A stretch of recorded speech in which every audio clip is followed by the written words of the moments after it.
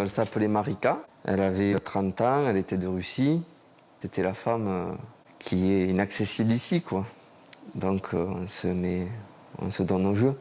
À peine guéri d'une peine de cœur, Stéphane est prêt à croire à tout.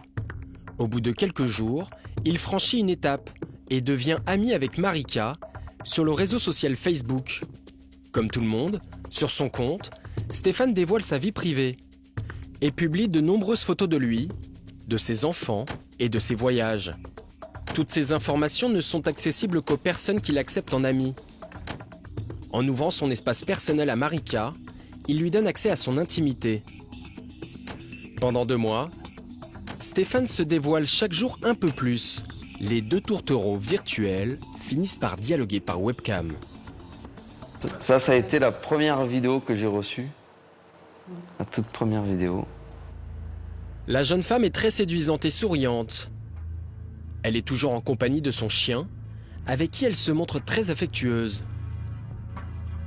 Et comme si ça ne suffisait pas, parfois Marika porte des tenues légères, laissant apercevoir un décolleté plutôt avantageux. Ces vidéos, ce sont des armes de séduction très efficaces. Stéphane tombe amoureux. Puis on est un peu aveugle. Au début, quand on se met sur Internet, moi j'étais un peu novice là-dedans. Donc vous voyez ça tomber, vous dites c'est le cadeau qui tombe du ciel, quoi. Rapidement, le couple envisage de se rencontrer. Stéphane organise alors un week-end à Paris, dans un parc d'attractions, pour un montant de presque 1 000 €. Mais ce séjour n'aura jamais lieu. Je monte à Paris pour aller à l'aéroport, la chercher.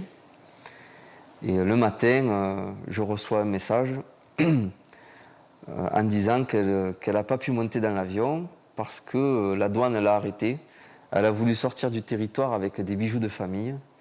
Et apparemment, en Russie, c'était interdit. Et je reçois carrément un papier de la douane. Soi-disant, elle était en cellule et il fallait qu'elle paye si elle voulait ressortir de là, quoi. Dans l'affolement, vous trouvez vite un Western Union, vous faites un virement. Ce jour-là, Stéphane envoie près de 2 000 €. Plus tard, Marika trouvera un autre prétexte pour réclamer de l'argent, 3 350 € cette fois.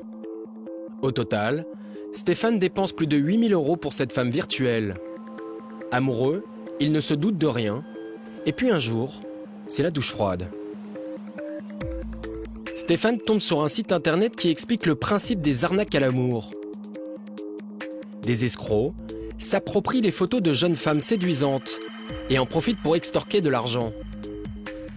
Parmi les exemples, le célibataire reconnaît sa petite amie qui a en réalité plusieurs identités, toutes fausses.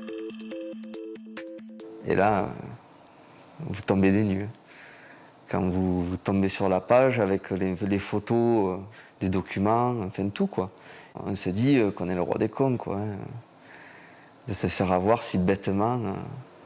Stéphane encaisse le choc, seul, sans en parler à personne. Par honte, il n'ose même pas porter plainte. Il efface tous les messages et veut tourner la page. Mais l'histoire est loin d'être terminée. Quelques mois plus tard, il est contacté par une association. Elles sont nombreuses sur la toile. Elles essaient de repérer les arnaques pour prévenir les victimes. Des photos de Stéphane et de ses 2 enfants circulent sur les réseaux sociaux. Là, c'était pendant l'été, avec ma fille à une fête foraine, à la terrasse de café, avec mon fils, là à la maison, ici. Ces photos personnelles sont utilisées pour créer des faux profils.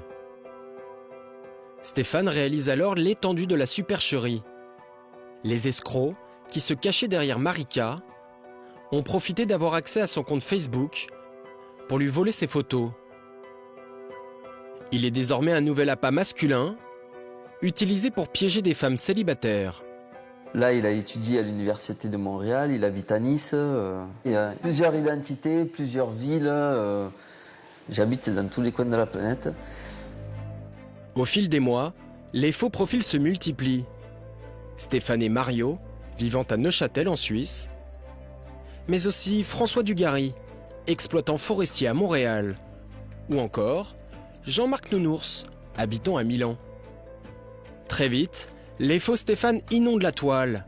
La situation devient hors de contrôle et prend des proportions gigantesques. En 1 an et demi, Stéphane détecte pas moins de 4500 faux profils. Pour les repérer, il clique sur cette petite icône d'un moteur de recherche et glisse sa photo. La page de résultats affiche alors la liste des sites internet qu'il utilise. Voilà. Un faux profil moi, avec mes enfants dans le jacuzzi. On voit qu'il est récent, hein, puisque vous voyez, il n'y a que 3 photos dessus, il n'y a aucun ami encore. Hop là, je mets signaler. Envoyer un rapport, signaler que le compte d'Alexandre, ce journal se fait passer pour moi ou quelqu'un que je connais, donc je mets se fait passer pour moi. C'est suivant la réaction du site. Il y a des jours, ça va être le lendemain, il y a d'autres jours, je vais attendre 3 jours. Et il y en a, ça fait 3 semaines qu'ils y sont, on ne comprend pas pourquoi ils ne sont pas supprimés. Stéphane signale 10 à 30 faux profils par jour, mais impossible pour lui de savoir le nombre de victimes escroquées par ces usurpateurs.